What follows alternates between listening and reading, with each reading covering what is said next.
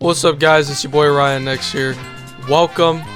Today we're gonna do a nice little chill day. We're gonna watch true New Year's Eve horror stories. These are pretty much real. Okay, so these are like true stories, not made up crap. So yeah, I figured let's take a chill day. So yeah, so grab your snacks, grab your cookies and cream Pop-Tart. Grab some Coca-Cola along with that, or maybe some Pepsi. Who knows? I ain't gonna tell you what to grab and what not to grab. So, yeah. So we're gonna watch a quick little 3 stories on New Year's Eve, I guess. So, yeah. Also, your boy's birthday's coming up tomorrow, so please send happy birthdays in the comments.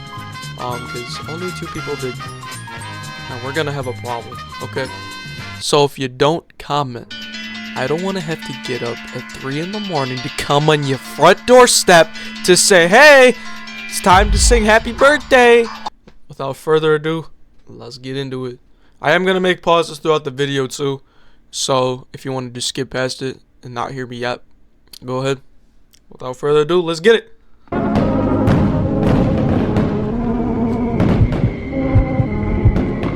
The countdown from hell. Okay. This happened in the early 2000s when I was a little girl. Leading up to New Year's Eve, my parents had just bought a brand new computer and kept it in the living room where I was only allowed to use it under their supervision. Of course, that didn't stop me. Whenever I wanted to play games or surf the internet without my parents breathing down my neck, I would sneak out of my bedroom after they fell asleep. At night, I could do whatever I wanted. What do you mean by that? Hold on. What do you mean by that? You can do whatever you wanted. One thing I did most was chat with this girl named Christine who I became friends with online. Over time, we became very close, talking almost every night until we called each other best friends. I opened up about how strict my parents were, while she talked about her parents didn't seem to pay any attention to her at all. We discussed a meeting in person many times, but we discovered that we lived nearly 50 miles apart, which was an impossible distance for either of us to cover at that age. Then, one day, close to New Year's Eve, Christine broke some incredible news. She said her older brother had just gotten his license and could drive. This was a big deal because I could finally meet Christine face to face and hang out with her versus chatting online. We eventually hatched a plan. I had always complained that my parents never let me stay up until midnight on New Year's Eve, so Christine said her brother would pick me up at my house right after my parents went to sleep. He would then drive me over to Christine's, where we would watch the fireworks show in her neighborhood. Then he would drive me back to my house before my parents woke up in the morning. I was excited as hell and felt like a rebel for once. I was tired of obeying such strict rules all the time and being told what I could and couldn't do. It felt good trying something new for once. On the night of New Year's Eve, I waited up in bed until 10 p.m. My parents always fell asleep before then. Soon after, I looked out my window and saw the car parked on the street just past my driveway. That was him, Christine's brother, there to pick me up. I snuck out of the house, then went up to the car and tapped. Why would you get... Why? This is a genuine question. You didn't claim or specify that you called this girl to know she's an actual girl and not some creep on the internet. And this is how people get kidnapped, okay? So why don't we use our brains that Goddess gave us? On the window. It opened just a crack, and in the darkness, I could barely see his face. He said he was there to pick me up, just like we had planned. You're getting kidnapped. Yep. Run back in the house. Nope. Lock the doors. 911. Yep. I got a creep outside my house. So I got in the back seat. Once inside, I started to feel a bit nervous. I still couldn't quite see what he looked like, so I tried to make conversation, hoping it would make things less uncomfortable. So, where's Christine?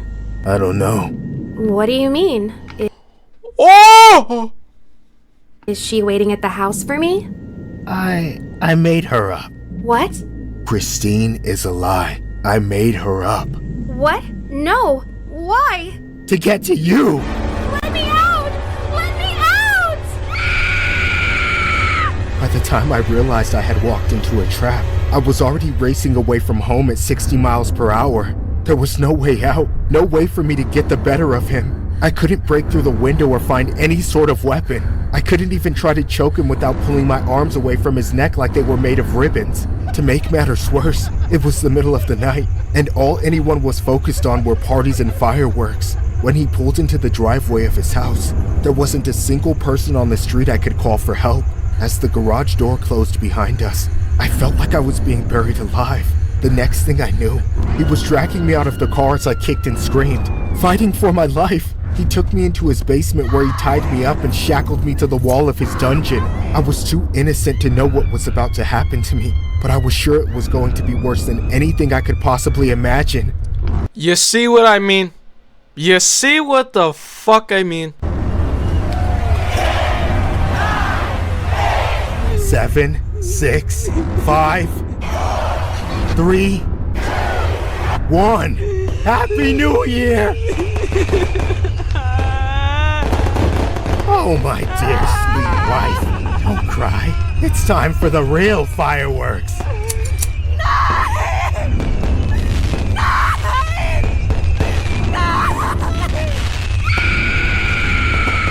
I never left that dungeon, not as the same person I was when I was forced into it anyway.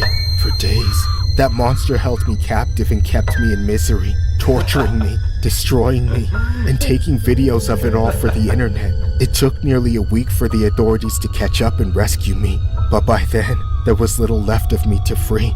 Allegedly, the police had gotten an anonymous tip from one of his online viewers, which led them to my rescue. My entire life since then has been a slow, agonizing crawl back to a semblance of normalcy. Every New Year's Eve, it feels like I'm right back where I started. On New Year's Day of 2002, a young female named Alicia Kozakevich disappeared from her suburban Pennsylvania home following a family dinner. Suspicions that Alicia... So, this is the actual girl who was kidnapped, and, like, this is the actual person's story. It may have been lured by someone she had met while chatting on the internet proved to be true. For 4 days, Alicia had been tortured while she was held captive in the basement by a 38-year-old computer programmer who she met in an online chat room months earlier. The horrific images of Alicia's torment in captivity were posted on the internet by her abductor. Authorities were able to track Alicia from an anonymous tip from one of her abductor's online acquaintances to a townhouse in Virginia where they found her chained to the floor with a locked collar around her neck in what Alicia describes as a dungeon. Allegedly, Alicia originally developed a close online relationship with Christine, whom she believed was a 14-year-old girl with long red hair. Alicia later learned that Christine was a 42-year-old man, but in the online world where identity is often ambiguous, Alicia remained friends with Christine. Eventually, Christine introduced Alicia to the man who would later become her abductor. Alicia's abductor is presently serving out a 20-year prison sentence. Dang! He gonna be out in 10.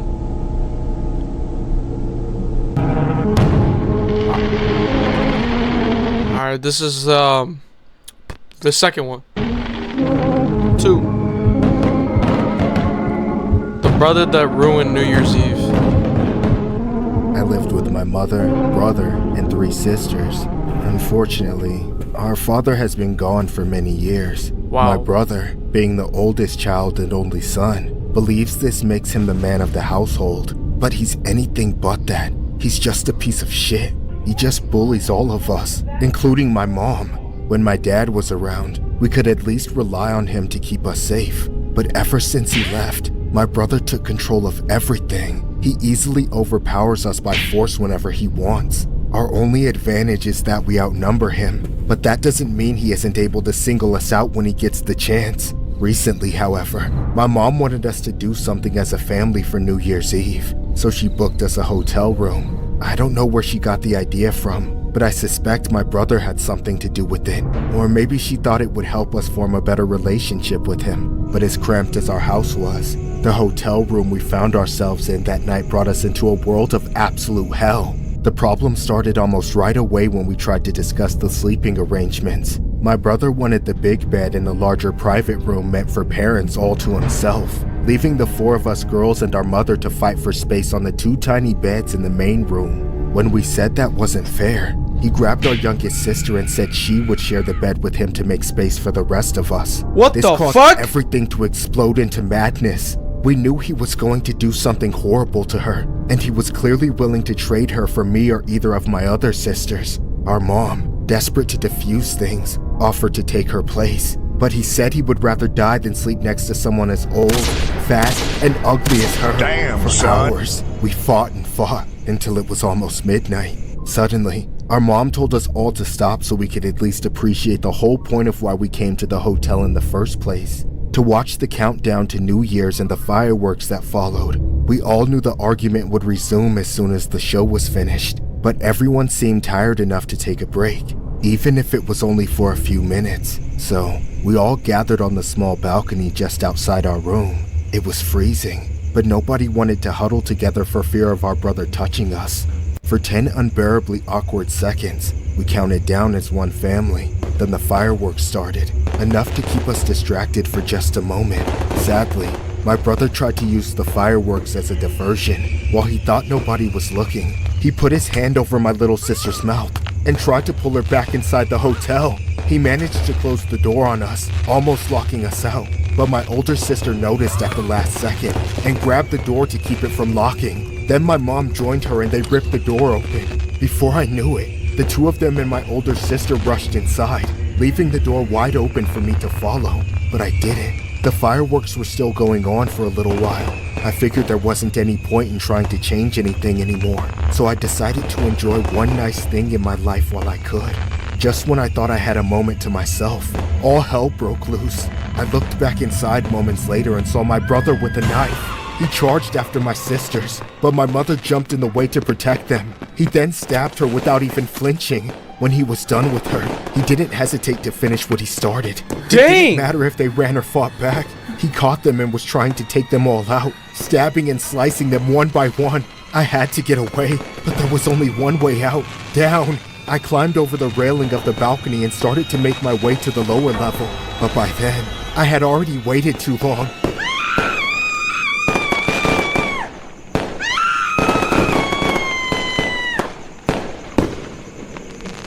Let's go over this one last time, Mr. Arshad. These bodies, they are your family, correct? My mother and beautiful sisters, yes. And you did these things to them, right?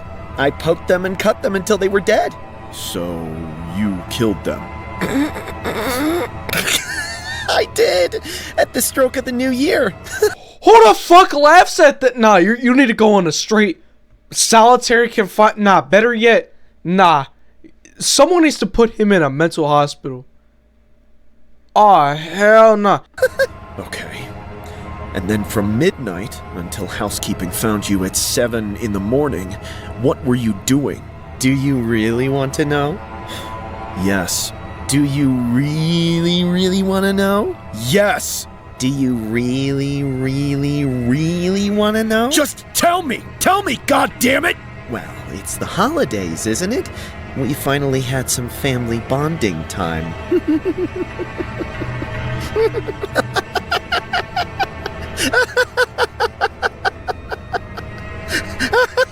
Oh, heck nah.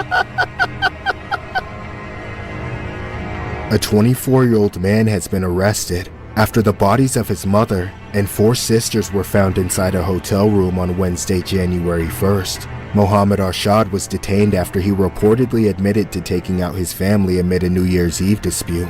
It was mentioned that Arshad allegedly served his family food and drinks containing an unspecified drug before he took them out with a knife.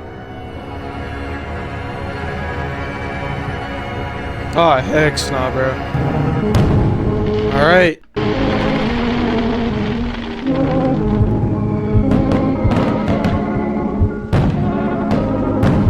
The New Year's truck. 1 year ago, I was celebrating the final day of 2024. It would soon be 2025. My girlfriend and I wanted to celebrate New Year's Eve in New Orleans. We'd been there for Mardi Gras a few times, so we knew what to expect. The streets were packed. Parties spilled out of every building in sight. For the countdown to New Year, we made our way to the center of it all, Bourbon Street. We were as drunk as anyone there. The crowd was electric, almost overwhelming, but it felt so worth it just to be a part of something so amazing. As we counted down the last fleeting seconds of 2024, the energy amplified beyond belief. There was cheering and chanting, phones and cameras everywhere trying to capture the final moments of what had been one hell of a year. Finally, the clock struck midnight, and 2025 was here. Fireworks erupted from all directions and exploded overhead. As I leaned over to give my girlfriend a kiss, our moment was cut short by Oh my, to get a room. a sudden shift in the air. The cheers turned to shouting, then screaming. The year was less than a minute old, yet something was already wrong. If the crowd hadn't been so dense, we might have seen it sooner. Over my girlfriend's shoulder, I saw the first of many sights from that night which still haunt me. The crowd of people on the sidewalk behind her were panicking as a pickup truck plowed through them. Acting on pure instinct, I grabbed my girlfriend and jumped out of the way. We fell through the air as the truck flew past us. I held onto her as tight as I could, but just before I hit the ground, I felt her slip out of my hands. After landing on the ground, I immediately looked back at her, but she wasn't there. Her body was tumbling across the pavement, and that's when I realized the truck had hit her. It continued down the street, running over person after person in a mindless rampage. Then it stopped and began to turn around. It wasn't safe to go back on the street, but I couldn't leave her there. I had to get her out of the way before the truck came back to hit her again. I scrambled to my feet and ran to her, but the closer I got, the more I could see the extent of what had been done. Her clothes and skin were shredded. Her arms and legs slumped like a rag doll. Her face was looking up, right at me. Her neck was broken. The expression stuck on her face, that dull, confused shock, like she didn't even have a second to realize what was going on or even feel pain. As I stared down at her, watching the color of life still draining from her skin, I wanted to collapse, break down, scream in agony, but it had to wait. Oh, heck nah. I heard the truck revving and screeching, barreling towards me all over again. I panicked and ducked into the first alleyway I saw, just seconds before that monster blew past. That time, I caught a glimpse of the man behind the wheel. There was unbridled rage in his eyes, but not quite insanity, just pure evil. He knew exactly what he was doing, and he was never going to stop until all of us were dead. Cowering in that alleyway, my mind grappled with reality. It had all gone to shit so suddenly. I was bearing witness, trapped and powerless as that monster circled back and forth, murdering innocents with every pass, grinding the remains of his dead victims into the asphalt again and again. Eventually, it had to come to an end. The cops finally surrounded the truck, yet the psycho wouldn't quit. I watched as he stepped out and opened fire on the police without a moment's hesitation. He wounded a couple of them, but within a few seconds, they took him out. The instant he hit the dirt, I felt a wave of compulsion. I ran out into the street and right to my girlfriend. I wanted to be with her even though I knew she was gone. Looking back though, seeing her again after she had been run over so many more times was probably a mistake. Is he trying to hug her dead body? I was inconsolable, convinced it should have been me that died, not her. I should have just shoved her out of the way instead of trying to save myself too. I had to explain to her family the way she died, expecting to be torn to pieces for failing her. However, those who could manage to speak told me it wasn't my fault. There was only one man responsible, the man driving the truck. His name was Shamsuddin Jabbar. The police found a terrorist flag in his truck, as well as several videos he posted just before the attack. In them, he pled his allegiance to that evil cause, plainly stating what he planned to do. In the end, over a dozen people were killed that night, and many more suffered life-altering injuries. The funeral for my girlfriend was held a week later. Today, as New Year's Eve approaches once more, these memories have resurfaced, as crystal clear and painful as the day they were carved into me. If it is even possible to celebrate New Year's Eve at this point, I will be doing it alone. I would sleep. On January 1st of 2025, at around 3:15 a.m., Shamsuddin Jabbar, a 42-year-old American man, drove a pickup truck into a crowd on Bourbon Street in New Orleans, Louisiana, then exited the truck and engaged in a shootout with police before being fatally taken out. 14 victims were killed, plus the perpetrator, and at least 57 others were injured, including 2 police officers. Damn! The attack occurred during New Year's celebrations in the city, which was scheduled to host the 2025 Sugar Bowl later that day. The assailant, Shamsuddin Jabbar, was an American-born resident of Houston, Texas. An ISIS flag was found in the truck. It was stated that Jabbar had been inspired by ISIS. Jabbar had allegedly posted videos pledging his allegiance to ISIS in the hours before the attack. That's insane. Anyways, thank y'all so much for watching. I hope you did enjoy this. This is gonna be a lot of editing. Yeah. So I won't be posting a video on my birthday, unfortunately. So yeah. I will post on January 1st. And yeah, let me know in my next video, excuse me, how your New Year's was, you know? Let me know if you spent it with your family or you spent it with a bunch of friends. You know, let me know in the comments either on this video or the next video. And yeah, means a lot to me, guys. Happy New Year, and I'll see you guys next year.